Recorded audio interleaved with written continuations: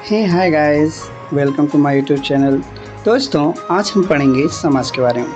समास का अर्थ होता है संक्षिप्तीकरण, संक्षेपीकरण, संक्षिप्त करना और छोटा करना। अगला है हमारा समास की परिभाषा। परिभाषा होती है शब्द समूहों को संक्षिप्त या छोटा करने की प्रक्रिया को। तो गाइस, आगे पढ़ेंगे हम समास में पद। समास में पद ये दो प्रकार के होते हैं। पहला होता है पूर्व पद और दूसरा होता है उत्तर पद, जिसे हम दूसरे पद के नाम से जानते हैं। अगली हेडिंग है हमारी समस्त पद। विभिन्न शब्दों के समूह को संक्षिप्त करने की प्रक्रिया समस्त पद या समासिक पद कहलाता है। उदाहरण देखिए, कमल के समान नयन होता है हमारा कमल। अगली हेडिंग है समास विग्रह। सामासिक पद को तोड़ना ही समास विग्रह कहलाता है। जैसे राष्ट्रपति एक समस्त पद या सामासिक पद है, इसका समास विग्रह करने पर होगा राष्ट्र का पति। तो गाइस, आगे पढ़ेंगे हम समास के भेद। समास के 6 भेद होते हैं। पहला होता है हमारा अव्ययीभाव, दूसरा होता है कर्मधारय समास, तीसरा होता है तत्पुरुष समास, चौथा होता है द्वंद्व समास, पांचवा होता है द्विगु समास और छठा होता है हमारा बहुव्रीहि समास।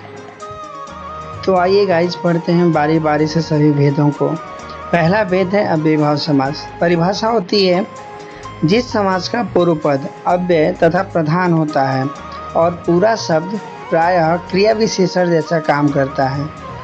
महत्वपूर्ण नोट याद रखिएगा कि अव्ययीभाव समास में पहला पद यानी जो पूर्व पद होता है हमेशा क्या होगा? उपसर्ग होगा। आइए गाइस, उदाहरण देखते हैं। उदाहरण है यथाशक्ति। विग्रह होता है शक्ति के अनुसार। यथा समय विग्रह होता है समय के अनुसार। आजीवन विग्रह होता है जीवन भर। आमरण विग्रह होता है मृत्यु तक। प्रतिदिन विग्रह होता है प्रत्येक दिन। तो गाइस, दूसरा भेद होता है हमारा कर्मधारय समास का। इसकी परिभाषा होती है इसमें एक पद विशेषण और दूसरा पद विशेष्य होता है। ट्रिक के माध्यम से समझेंगे। ट्रिक क्या है?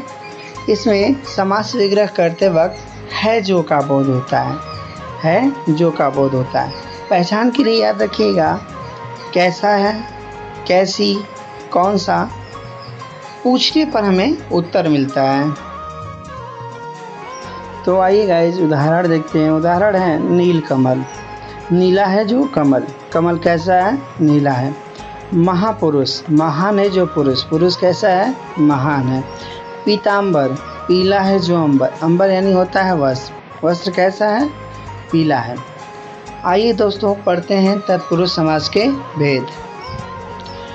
तत्पुरुष समास के भेद। जिस समास में दूसरा पद प्रधान होता है और दोनों पदों के बीच किसी न किसी परसर्ग या कारक चिन्ह का लोप होता है, उसे हम तत्पुरुष समास कहते हैं। तो आइए दोस्तों, देखते हैं ट्रिक। विग्रह करते समय का, के, की, से, के लिए, से अलग, में, पर आदि आते हैं। उदाहरण देखिए, राजपुत्र, राजा का पुत्र।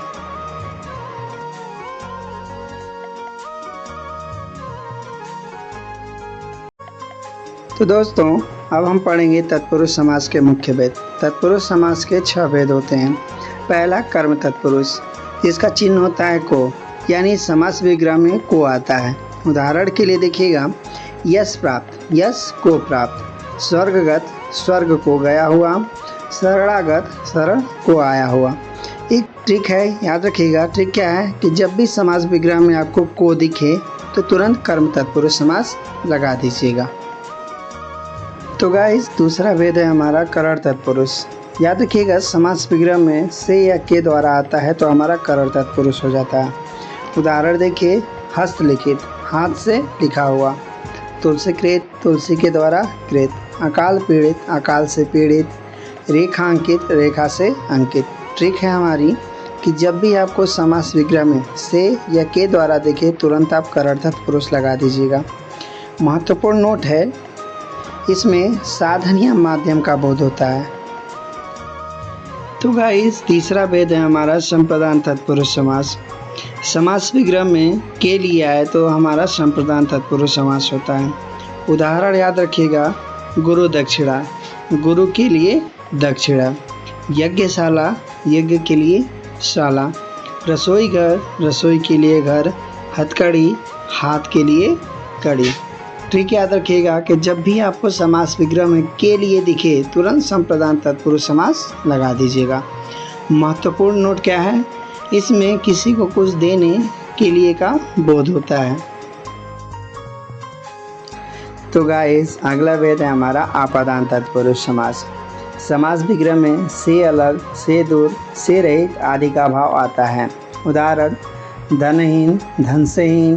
भय मुक्त, भय से मुक्त। रोग मुक्त, रोग से मुक्त। सेवा मुक्त, सेवा से मुक्त। ठीक याद रखिएगा कि जब भी समास विग्रह में से अलग, रहित, मुक्त आदि का भाव हो वहाँ पे हमारा आपादान तत्पुरुष समास होता है। महत्वपूर्ण नोट है, याद रखिएगा कि इसमें अलगाव या दूरी का बोध होता है। तो गाइस पांचवा भेद होता है हमारा संबंध तत्पुरुष समास, जिसके विग्रह में का, की, के आए। उदाहरण, राजपुत्र, राजा का पुत्र। गंगा जल, गंगा का जल। राजमहल, राजा का महल। देश सेवा, देश की सेवा। ठीक याद रखिएगा कि जब भी आपके समास विग्रह करते वक्त का, के, की आए तो संबंध तत्पुरुष समास लगा दीजिएगा।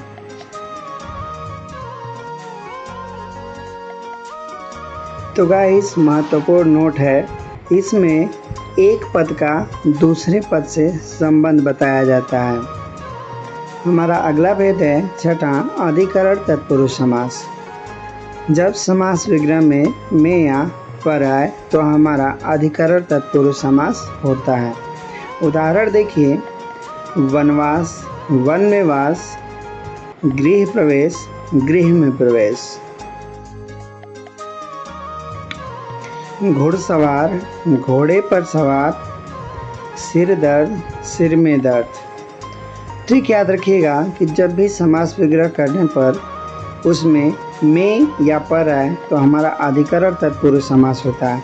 महत्वपूर्ण ट्रिक याद रखिएगा कि इसमें स्थान या जगह का बोध होता है। तो दोस्तों अगला पढ़ते हैं हम द्वंद्व समास, जिसमें दोनों पद प्रधान होते हैं और उनके बीच और या लगाया जाता है।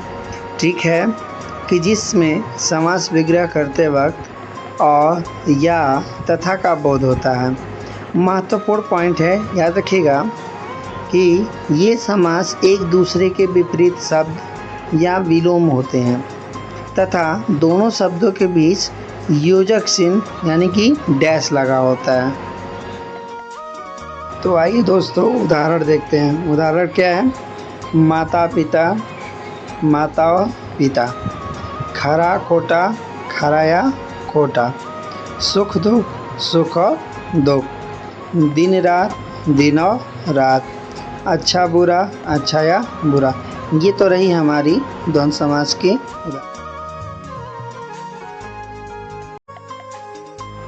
हेलो गाइस, पांचवा भेद है हम लोग का द्विगु समास। परिभाषा है जिस समास का पहला पद संख्यावाची हो। दूसरा, पूरा शब्द किसी समूह या समाहार का बोध कराता हो। उदाहरण देखते हैं। उदाहरण है, त्रिभुज, 3 भुजाओं का समूह। चौराहा, 4 राहों का समाहार। पंचवटी, 5 वटों का समूह। 100 सालों का समूह। सप्ताह, 7 दिनों का समाहार। त्रिवेणी, 3 वेड़ियों यानी नदियों का समूह। आइए दोस्तों ट्रिक याद करते हैं। ट्रिक क्या है कि जहाँ भी समास में आपको पहले नंबर दिखे वहाँ आपका द्विगु। तो दोस्तों आखिरी समास है हमारा बहुब्रीहि समास, जिस समास में न तो पहला पद न ही दूसरा पद अपितु कोई अन्य या तीसरा अर्थ प्रधान होता है। आइए उदाहरण देखते हैं। उदाहरण है, दशानन, दस है आनंद जिसके अर्थात रावण। नीलकंठ, नीला है कंठ जिसका अर्थात शिव जी। लंबोदर, लंबा है उदर यानी पेट जिसका अर्थात गणेश जी। चतुर्भुज, चार हैं भुजाएं जिसके अर्थात विष्णु जी। पीताम्बर, पीला है अंबर जिसका अर्थात श्री कृष्ण। महत्वपूर्ण नोट में याद रखिएगा कि बहुव्रीहि समास में विग्रह करने पर अन्य या किसी तीसरे व्यक्ति की ओर संकेत करता है। ट्रिक याद रखिएगा, इसमें विग्रह करने पर जिसका, जिसकी, जिसके आदि का बोध होता है। महत्वपूर्ण सबसे ज़्यादा है कि बहुव्रीहि समास में विग्रह करने पर अक्सर देवताओं के नाम आते हैं। ये तो रहा हमारा बहुव्रीहि समास। ऐसे ही हिंदी ग्रामर ट्रिक्स के लिए हमारे चैनल को सब्सक्राइब करें और फॉलो करें। बेल आइकन को प्रेस करना ना भूलें। Thank you.